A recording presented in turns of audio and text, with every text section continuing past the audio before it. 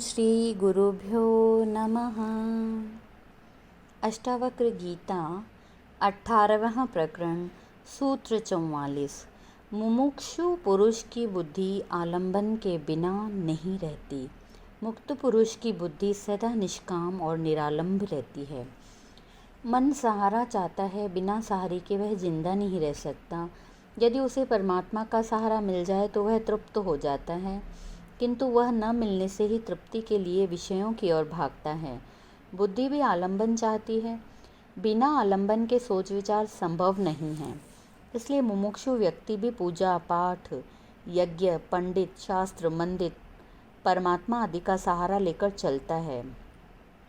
किंतु अष्टावक्र कहते हैं कि जब तक कोई सहारा है, चाहे वह परमात्मा का ही हो, तब तक मुक्ति नहीं है। वह सहारा भी बंधन है। उद्देश्य प्राप्ति के बाद सभी सहारे, सभी आलंबन छोड़ देने पड़ते हैं। तभी व्यक्ति निष्काम और निरालंब होता है। बुद्धि और मन की ऐसी अवस्था ही मुक्ति है। वह सदा एक आत्मा में ही स्थिर हो जाता है। सूत्र 45। विषय रूपी बाघ को देखकर भयभीत हुआ मनुष्य शरण की खोज में शीघ्र ही चित्त के निरोध और एकाग्रता की सिद्धि के लिए पहाड़ की गुफा में प्रवेश करता है। विषयों से संसारी भयभीत नहीं होता, वह तो इन्हें भोग लेता है। ये विषय चाहे क्षणिक आनंद ही देते हों, किंतु व्यक्ति इन्हें भोग कर तृप्ति का अनुभव कर लेता है। शाश्वत का उसे कुछ पता ही नहीं कि ऐसा आनंद भी है जो चिरस्थायी है, इसलिए वह क्षणिक से ही संतुष्ट हो जाता है। सुख दुख हर्ष विषाद जो भी हों, उसे भाग्यवश समझकर भोग लेता है, किंतु जिसमें आत्मज्ञान की वासना तीव्र हो जाती है, वह इन विषयों से भयभीत होता है। वह इन विषयों के सम्मुख उपस्थित बाघ के समान समझकर इनसे बचने के लिए एकांत कहीं पहाड़ की गुफा में प्रवेश करता है, यानी वह संसार से ही भाग खड़ा होता है। ऐसा अज्ञानी यह समझता है कि संसार से भाग जाने से तथा एकांत में रहने से चित्त का निरोध हो जाएगा, उसको एकाग्रता की सिद्धि मिल जाएगी, जिससे उसे आत्मज्ञान हो जाएगा, किंतु यह उसका भ्रम मात्र है। विषयों के प्रति आकर्षण का कारण भीतर चित्त में छिपी वासना है, जिससे व्यक्ति विषयों के पीछे दौड़ता है। संसार इसका कारण नहीं है, इसलिए इसे छोड़ने पर वासना छूट जाए, यह आवश्यक नहीं है। यह निरोध नहीं है। इंद्रियों को भोग से रोक देना निरोध नहीं है। जब भीतर की वासना शांत होगी तभी निरोध होगा। इसलिए भयभीत होकर भाग जाने की अपेक्षा उन्हें जागकर देखने से, साक्षी भाव से देखने से तथा बोधपूर्वक देखने से इनका निरोध होगा, अन्यथा कोई उपाय नहीं है। सूत्र 46। वासना रहित पुरुष सिंह को देखकर विषय रूपी हाथी चुपचाप भाग जाते हैं, या वे असमर्थ होकर चाटुकार की तरह उसकी सेवा करने लगते हैं। इसी क्रम में अष्टावक्र कहते हैं कि विषयों से भयभीत होकर भागने से भय भीतर बना रहेगा। वह स्वयं स्वप्न एवं ध्यान तथा समाधि में फिर उत्पात मचाएगा। इसलिए विषयों से भागकर जंगल जाने से तपस्या का समाधान नहीं होगा, बल्कि वासना रहित हो जाना ही इसका उपाय है। वासना ही आकर्षण पैदा करती है। यदि वासना खो गई तो आकर्षण अपने आप समाप्त हो जाएगा। फिर चित्त का निरोध करना नहीं पड़ेगा, पर्वतों की गुफाओं में जाना नहीं पड़ेगा। यह उपलब्धि घर बैठे ही संसार में रहते हुए भी हो सकती है। अष्टावक्र कहते हैं कि यद्यपि यह विषय हाथी के समान बलवान है, इन्हें आसानी से काबू में करना कठिन है, किंतु वासना रहित पुरुष उस सिंह के समान है जिसे देखकर ये विषय चुपचाप भाग जाते हैं, या इतने असमर्थ हो जाते हैं कि वे उसे प्रभावित न कर चाटुकार सेवक की भांति उसकी सेवा करते हैं, जबकि अज्ञानी वासनाग्रस्त होकर उन्हें भोगता है। ज्ञानी विवेक से उनका उपयोग करता है, अज्ञानी पर विषय हावी हो जाते हैं, यही अंतर पड़ता है। सूत्र 47। शंका रहित और मुक्त मन वाला पुरुष मुक्तिकारी योग यानी यम और नियम आदि को आग्रह के साथ नहीं ग्रहण करता, लेकिन वह देखता हुआ, सुनता हुआ, स्पर्श करता हुआ, सूंघता हुआ, खाता हुआ सुखपूर्वक रहता है। जिसकी सभी वासनाएं मिट गईं, जिसकी सभी वृत्तियां शांत हो गईं, जिसे अब कुछ भी पाने की चाह नहीं रही, ऐसा आत्मज्ञान को प्राप्त व्यक्ति ही शंका रहित एवं मुक्त मन वाला होता है।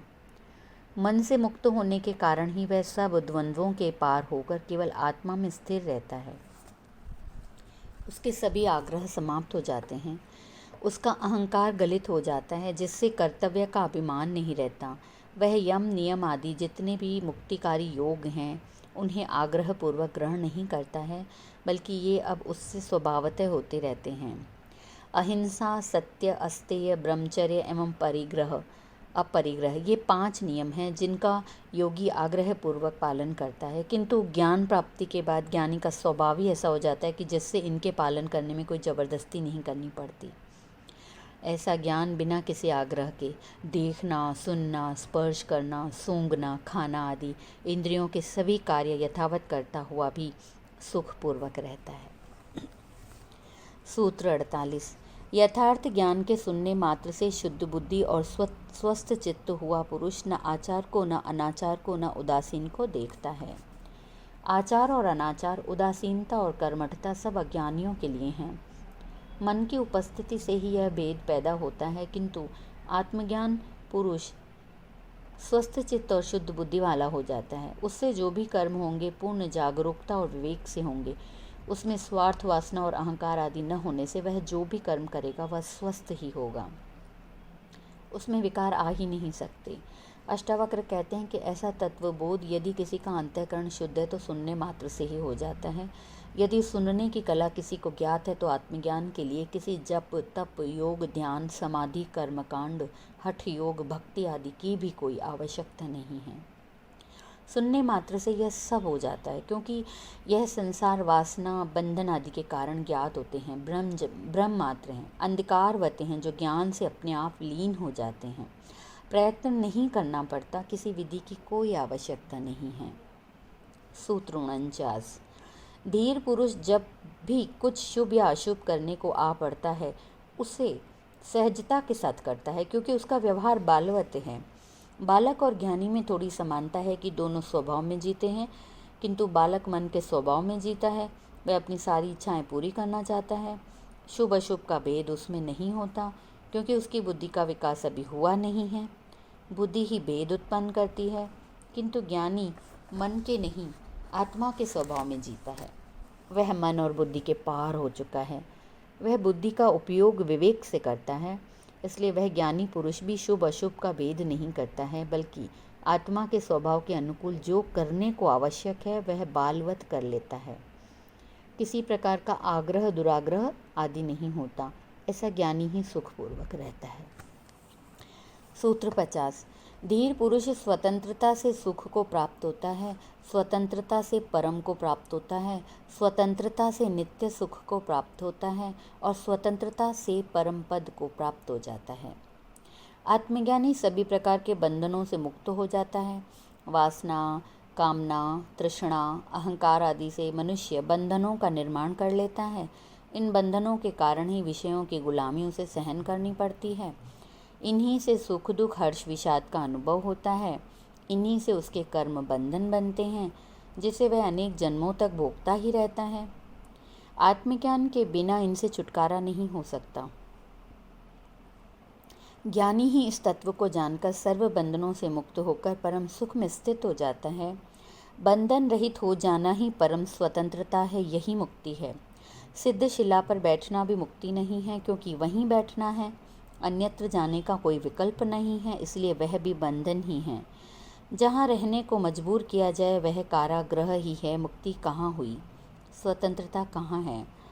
परम पद तो स्वतंत्रता ही है एवं यही परम सुख है। जीव की यही अंतिम स्थिति है। सूत्र 51। जब मनुष्य अपनी आत्मा के अकर्तापन और अभोक्तापन को मानता है तब उसकी संपूर्ण चित्त वृत्तियों का नाश हो जाता है।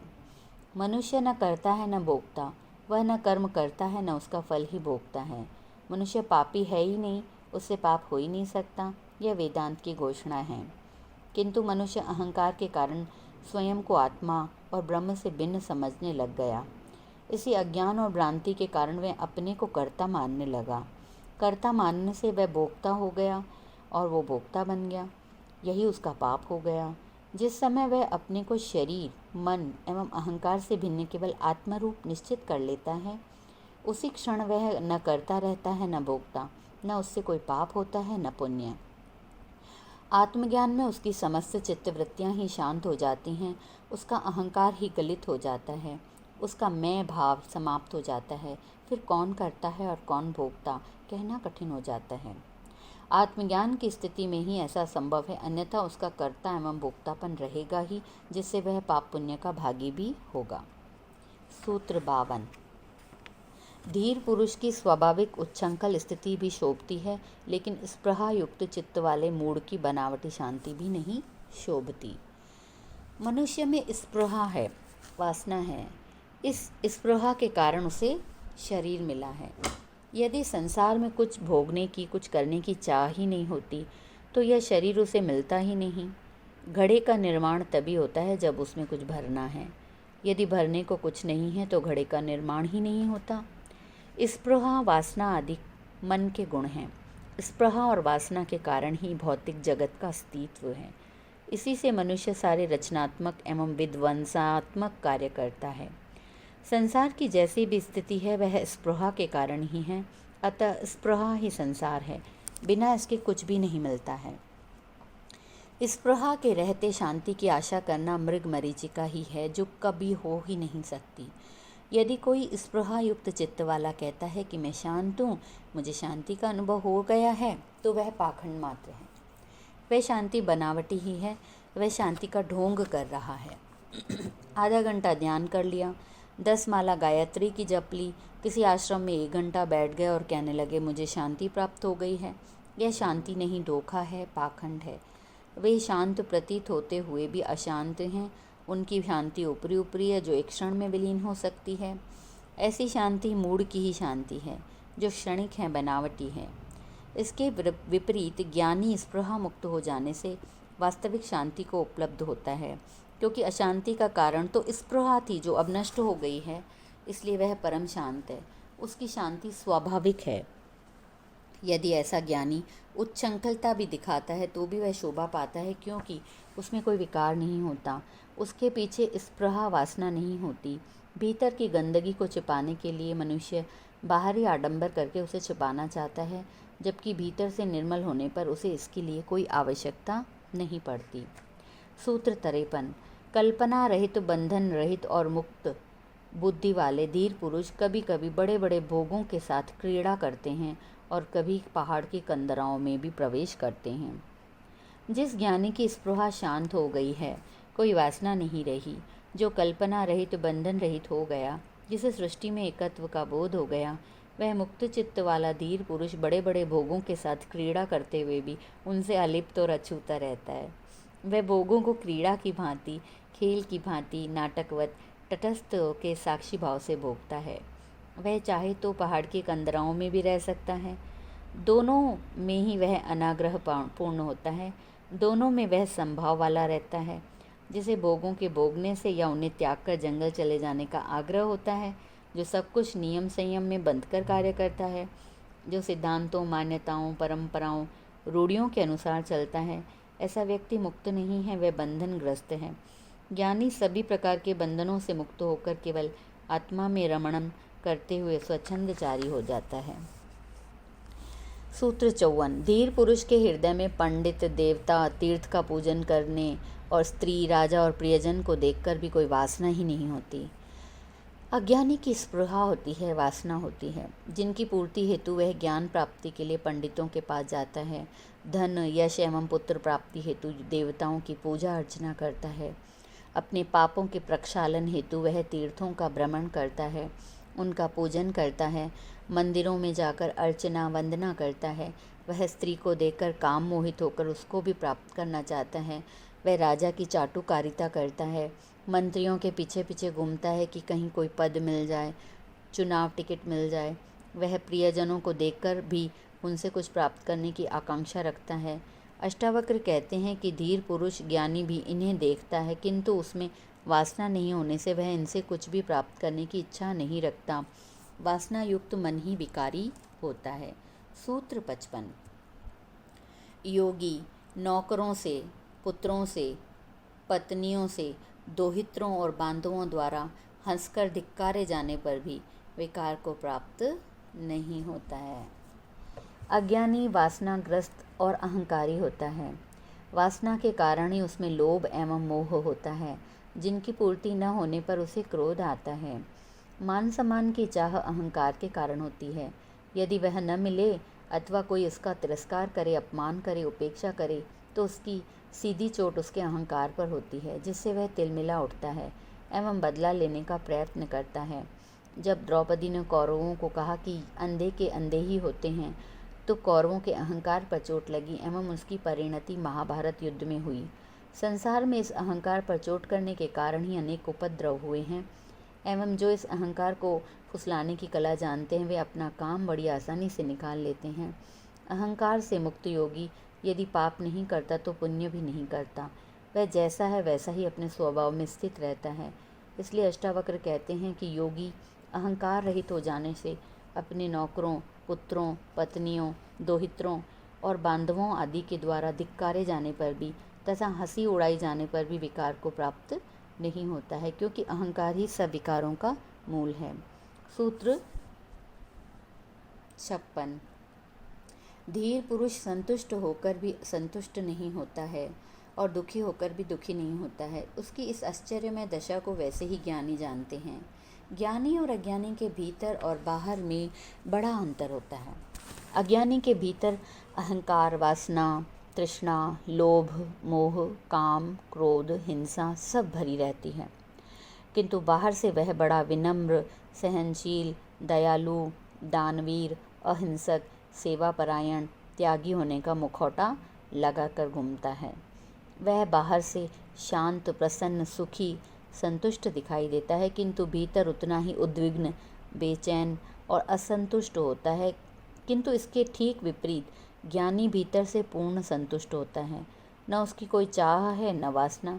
उसे परम की उपलब्धि हो गई है, अब पाने को कुछ बचा ही नहीं, इसलिए तृप्त है, किंतु बाहर से असंतुष्ट जैसा दिखाई देता है। वह दुनिया में अपने कर्मों को करता हुआ ऐसे ज्ञात होता है कि जैसे उसे भी कुछ पाने की इच्छा है, वह भी सम्मान चाहता है।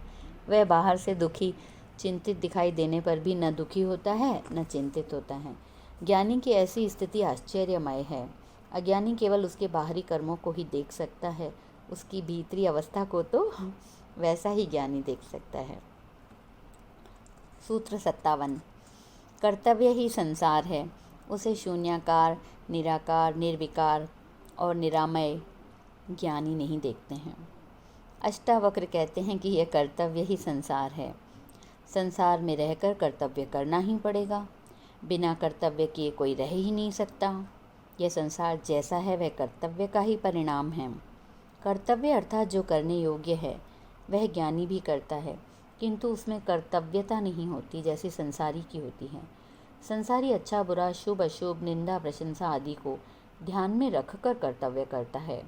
संसारी में संकल्प होता है, अहंकार होता है, इसलिए वह उसका फल भी पाता है। कर्तव्य की गति स्वर्ग तक की है, अतः अच्छे कर्म करके वह स्वर्ग सुख तो भोग सकता है, किंतु यह मुक्ति के लिए बाधक है। भगवान कृष्ण ने भी अर्जुन को यही कहा कि तू क्षत्रिय है, युद्ध करना तेरा कर्तव्य है। यदि इसमें मारा गया तो स्वर्ग जाएगा, यदि जीत गया तो राज्य का भोग करेगा। यह नहीं कहा कि मरने पर तू मुक्त हो जाएगा। मुक्ति का मार्ग इस कर्तव्य मार्ग से भिन्न है। वह संसार से ही मुक्त नहीं होता, बल्कि स्वर्ग से भी मुक्त हो जाता है। स्वर्ग में भोग चाहे हों, किंतु वहाँ भी वासना है, अपेक्षाएं हैं, ऐश्वर्य एवं पद की आकांक्षाएं हैं, इसलिए ये देवता व इंद्र भी परेशान हैं। कभी संसारी इंद्रासन हिलाते हैं तो कभी असुरों का उत्पात होता है, उन्हें भी चैन नहीं है। केवल ज्ञानी ही वासना रहित हो जाने से मुक्त है। वह शून्याकार, निराकार, निर्दोष और दुख रहित होता है, जिससे वह संसार को कर्तव्य की भांति न देखकर अभिनेता की तरह देखता है। वह केवल परमात्मा को ही कर्ता मानता है। जो इस सत्य को नहीं जानता वह कर्तव्य की ही बातें करता रहता है। कर्तव्य, संकल्प, मनोबल, महत्वाकांक्षा, संघर्ष, विजय, दौड़ धूप, ये सभी संसारी के लक्षण हैं। सूत्र 58। अज्ञानी कर्मों को नहीं करता हुआ भी सर्वत्र विक्षोभ, संकल्प विकल्प के कारण व्याकुल रहता है, और ज्ञानी सब कर्मों को करता हुआ भी शांत चित्त वाला ही होता है। उपरोक्त सूत्र का यह अर्थ कदापि नहीं है कि ज्ञानी कर्म नहीं करता, वह आलसी अकर्मण्य हो जाता है। मठों, मंदिरों एवं एकांत में जाकर बैठ जाता है। लोगों से दान दक्षिणा, भेंट, पूजा लेता है, उनसे पाँव दबवाता है एवं कर्म से विमुख हो जाता है। बल्कि वह सच्चा कर्तव्यनिष्ठ होकर फल आकांक्षा से रहित होकर कर्म करता है। यही कर्म का सौंदर्य है, यही कर्म की कुशलता है। गीता में कहा है, योग से ही कर्म में कुशलता आती है। पैसों के लिए काम करने वालों और स्वांतः सुखाय काम करने वालों की कला, संगीत, साहित्य एवं अन्य कर्मों में कितनी कुशलता होती है, यह स्पष्ट देखा जा सकता है। अष्टावक्र इसमें ज्ञानी और अज्ञानी के कर्मों का भेद स्पष्ट करते हुए कहते हैं कि अज्ञानी यदि इस तत्व बोध को सुनकर कर्म करना छोड़ दें तो उसे मुक्ति नहीं कह सकते, उसे आलसी ही कहा जाएगा। बाहर से कर्म छोड़ने पर भी उसके भीतर संकल्प विकल्प रहता है। जब तक ये विक्षेप शांत नहीं होते तब तक मुक्ति नहीं है। इसके विपरीत ज्ञानी के सभी विक्षेप शांत हो चुके हैं, इसलिए वह सभी प्रकार के सांसारिक कर्म करता हुआ भी अशांति को प्राप्त नहीं होता है। यही कर्म की कुशलता है जो योगी को ही प्राप्त होती है। इसीलिए संसार छोड़ना या कर्म से भागना मुक्ति नहीं है। अज्ञान को मिटाकर चित्त की शांत अवस्था को प्राप्त होना ही मुक्ति है, जो आत्मबोध से ही संभव है। सूत्र 49। शांत बुद्धि। सूत्र 59। शांत बुद्धि वाला ज्ञानी व्यवहार में भी सुखपूर्वक बैठता है, सुखपूर्वक आता है और मर जाता है, सुखपूर्वक बोलता है, सुखपूर्वक भोजन करता है। मनुष्य बाहर जो भी व्यवहार करता है वह उसके चित्त में चल रही हलचल का ही प्रक्षेपण है। अशांत चित्त वाला व्यक्ति बैठने, आने जाने, बोलने तथा भोजन करने में भी अशांति का ही अनुभव करेगा। उसके मन में चल रहे अशांत विचारों के कारण वह सुखपूर्वक न खा पी सकता है, न सो ही सकता है, नींद उसे आती ही नहीं, वह शांत होकर बैठ भी नहीं सकता। बैठे बैठे पाँव हाथ हिलाना, भोजन करते हुए अन्य बातों में ध्यान जाना, चलते हुए इधर उधर देखना, पाँव पटक पटक कर चलना, बोलने में विचारों का तारतम्य न होना आदि अशांत चित्त के लक्षण हैं। व्यक्ति के बाहरी व्यवहार से, उसकी आँखें और चेहरे के हाव भाव से उसके भीतर की हलचल को जाना जा सकता है। ऐसा व्यक्ति सुखी नहीं कहा जा सकता। अष्टावक्र कहते हैं, जो भीतर से शांत चित्त है वही खाते पीते, उठते बैठते, आते जाते, बोलते हुए सुख का अनुभव करता है। अशांत चित्त वाला व्यवहार में भी सुख का अनुभव नहीं करता। सूत्र 60। जो ज्ञानी स्वभाव से व्यवहार में भी सामान्य जन की तरह नहीं व्यवहार करता और महासरोवर की तरह क्लेश रहित है, वही शोभता है। ज्ञानी और अज्ञानी दोनों ही संसार में रहते हुए सभी प्रकार के कार्य और व्यवहार करते हैं, किंतु अज्ञानी के सभी कर्म और व्यवहार अहंकार, वासनाएं और अपेक्षाओं के कारण होते हैं, जिनसे वह दुख को ही प्राप्त होता है। जबकि ज्ञानी कर्म एवं व्यवहार करता हुआ भी उनसे अलिप्त रहता है, उन्हें खेल समझकर करता है। फल आकांक्षाएं एवं अपेक्षाएं उनके साथ लगी न होने से वह खेद को प्राप्त नहीं होता। कर्म में ही उसका आनंद निहित होता है, जबकि अज्ञानी का आनंद फल आकांक्षा में निहित रहता है, इसलिए वह सदा दुखी ही रहता है।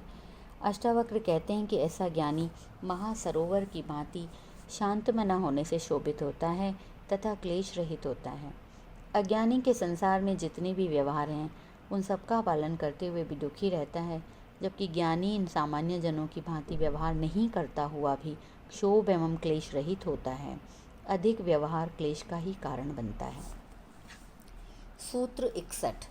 मूर्ख मनुष्य की निवृत्ति भी प्रवृत्ति रूप हो जाती है, किंतु धीर पुरुष की प्रवृत्ति भी निवृत्ति के समान ही फल देती है। इस सूत्र में अष्टावक्र जी प्रवृत्ति और निवृत्ति के स्वरूप को बताते हुए कहते हैं कि मूढ़ पुरुष चाहे सांसारिक पदार्थों को, घर बार, पत्नी, बच्चों आदि को छोड़कर जंगल चला जाए, वह चाहे हाथी, घोड़े, हीरे, जवाहरात, महल छोड़कर कोपीन धारण करके सन्यासी बन जाए, चाहे वह मुंडन करा ले, चाहे लोचन करे, किंतु जब तक उसमें अज्ञान है, मूढ़ता है, अहंकार है, वासना है, आसक्ति है, कुछ पाने की आकांक्षा है, तब तक उसमें निवृत्ति नहीं प्रवृत्ति ही है। उसने घर छोड़कर आश्रम बना लिया, संसार से विरक्त होकर मोक्ष में प्रवृत्त हो गया, संसार की वासना छोड़कर स्वर्ग, मोक्ष, मुक्ति की नई वासना पकड़ ली, इसलिए वह भी निवृत्त जैसा दिखता हुआ भी प्रवृत्त जैसा ही है। संसार का उपद्रव छोड़कर आश्रम में नया उपद्रव शुरू कर देगा। संसार में सम्मान नहीं मिल रहा था, आश्रम में सम्मान प्राप्ति की वासना और बढ़ जाती है, इसलिए ऐसा व्यक्ति निवृत्त नहीं है। इसके विपरीत जिस ज्ञानी में वासना, अहंकार, आसक्ति आदि नहीं है, वह संसार में प्रवृत्त रहता हुआ भी निवृत्ति का फल पा लेता है। प्रवृत्ति एवं निवृत्ति की कसौटी विषय नहीं बल्कि भीतरी वासना है। सूत्र 62। मूढ़ पुरुष का वैराग्य परिग्रह से देखा जाता है, लेकिन देह में गलित हो गई है आशा जिसकी, ऐसे ज्ञानी को कहाँ राग है, कहाँ वैराग्य है। इसी क्रम में अष्टावक्र कहते हैं कि परिग्रह का त्याग वैराग्य नहीं है, किंतु मूढ़ पुरुष धन, संपत्ति, घर बार, राज्य, महल आदि परिग्रह के छोड़ने को ही वैराग्य समझता है। वे किसी त्याग का मूल्यांकन परिग्रह से ही करते हैं कि उसने कितना छोड़ा है। अधिक परिग्रह का त्याग करने वाला महान त्यागी महात्मा कहलाता है, किंतु यदि पाने की आशा में कुछ त्याग किया है तो वह न त्याग है न वैराग्य है। 1000 रुपये पाने की आशा में यदि कोई 100 रुपये रिश्वत दे देता है या 5 रुपया मंदिर में चढ़ा देता है या गरीबों को दान दे देता है तो वह न त्याग है न वैराग्य है, वह स्वार्थ मात्र है, वासना एवं तृष्णा ही है। अधिक को पाने के लिए शूद्र का त्याग तो मूढ़ भी कर सकता है तथा अधिकांश मूढ़ करते ही हैं। सोने को दूना बनाने के लालच में कितने लोग अपने स्वर्ण आभूषण का त्याग कर देते हैं, यह मूढ़ता ही है, त्याग और वैराग्य नहीं है। राग और वैराग्य दोनों ही अज्ञान हैं। इसके विपरीत ज्ञानी जो आत्मा में रमण करने वाला है, उसकी सभी सांसारिक आशाएं छूट जाती हैं। वह संसार, उसकी संपत्ति, सुख आदि को शूद्र, नाशवान एवं क्षणिक मानकर छोड़ देता है। वह न रागी है न विरागी, उसे कुछ छोड़ना नहीं पड़ता, न वह परिग्रह को ही पाप समझता है। वह यथास्थिति सुखपूर्वक रहता है। धन संपत्ति का होना संसारी लक्षण नहीं है, न उनको छोड़ देना वैराग्य का लक्षण है। यह तो मूढ़ों की दृष्टि है, ज्ञानी की नहीं। राग और विराग दोनों वासना के कारण होते हैं। वह वासना के रहते न ज्ञान है न मुक्ति है। सूत्र 63। मूर्ख पुरुष की दृष्टि सदा भावना और अभावना में लगी रहती है, जबकि स्वस्थ पुरुष ज्ञानी को दृष्टि भावना अभावना से युक्त हो रहकर भी उनके प्रति अदृष्टि रूप रहती है। इस क्रम में आगे अष्टावक्र जी कहते हैं, जनक, मूढ़ पुरुष की दृष्टि सदा भावना और अभावना में ही लगी रहती है। वह हर समय इस चिंता में लगा रहता है कि कितना मेरे पास है, कितने का और अभाव है जिसे पूरा करना है, किस प्रकार इन अभावों की पूर्ति की जाए, किस प्रकार के छल प्रपंच, तिकड़म और झूठ, बेईमानी आदि से इसे पूरा किया जाए, और जो है उसकी रक्षा, उसका उपयोग किस प्रकार किया जाए। उसकी सारी बुद्धि, सारी चेतना इसी भाव और अभाव के घेरे में ही घूमती रहती है। इससे परे वह कुछ भी नहीं सोच पाता। वह घाणी का बैल बनकर इनके इर्द गिर्द ही चक्कर लगाता रहता है। न वह सुखपूर्वक इन्हें भोग सकता है न त्याग सकता है। उसकी स्थिति सांप छछूंदर सी गति हो जाती है, किंतु ज्ञानी की दृष्टि इन दोनों से ही मुक्त रहती है। वह न इसकी चिंता करता है कि उसके पास क्या है, न वह इसकी चिंता करता है कि किसका अभाव है। दोनों से दृष्टि हटाकर जो है उसी में संतुष्ट रहता है, क्योंकि इस भाव और अभाव का विचार ही वासना के कारण आता है। ज्ञानी वासना रहित हो जाने से इस घेरे से बाहर हो जाता है। वह भी भाव और अभाव युक्त तो रहता है, किंतु उसकी दृष्टि उन पर जाती ही नहीं है। सूत्र 64। जो मुनि बालक के समान व्यवहार करता है एवं कामना रहित रूप से सभी कर्मों का आरंभ करता है, उस शुद्ध स्वरूप को क्रियमाण कर्म भी लिप्त नहीं करते हैं।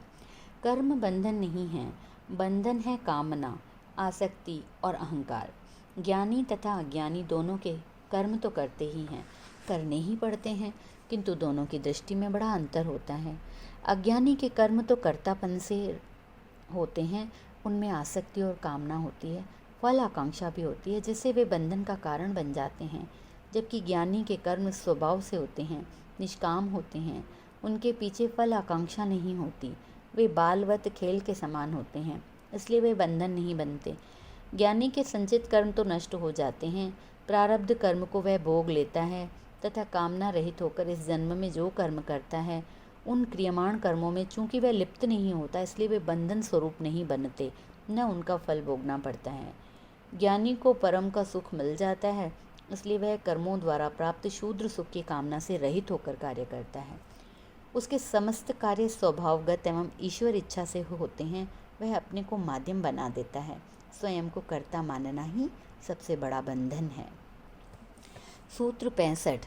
वही आत्मज्ञानी धन्य है जो मन का निस्तरण कर गया है और जो देखता हुआ, सुनता हुआ, स्पर्श करता हुआ, सूंघता हुआ, खाता हुआ सब भावों में एक रस है। आत्मज्ञान में दो ही तो मुख्य बाधाएं हैं, शरीर और मन। अज्ञानी की समस्त क्रियाएं इन दोनों से ही संचालित होती हैं। ज्ञानी इन दोनों के पार एक तीसरी शक्ति को भी जान लेता है जो इन सब का साक्षी है। वही समस्त कर्मों का आधार एवं ऊर्जा स्रोत है। वही सत्य एवं शाश्वत है। अष्टावक्र कहते हैं कि जो इस मन का निस्तरण कर गया है वह बड़ी बाधा को लांघ गया है। जो इस मन की वैतरणी से पार हो गया है वही आत्मज्ञान का सुख प्राप्त कर सकता है। ऐसा आत्मज्ञानी धन्य है। मन के समस्त विकारों से ऊपर उठकर जिसने उस एक आत्म तत्व का अनुभव कर लिया है वह ज्ञानी इंद्रियगत समस्त कर्मों को करता हुआ भी, यानी देखना, सुनना, स्पर्श करना, सूंघना और खाना, उन सब भावों में एक रस रहता है। ये कर्म स्वभावगत एवं वासना रहित होते हैं। ओम हरि ओम तत्सत। शेष अगली कड़ी में। पूर्णमद पूर्णम इदम पूर्णात् पूर्णम उदच्यते पूर्णस्य पूर्णमादाय पूर्णमेवावशिष्यते। ओम शांति शांति शांति।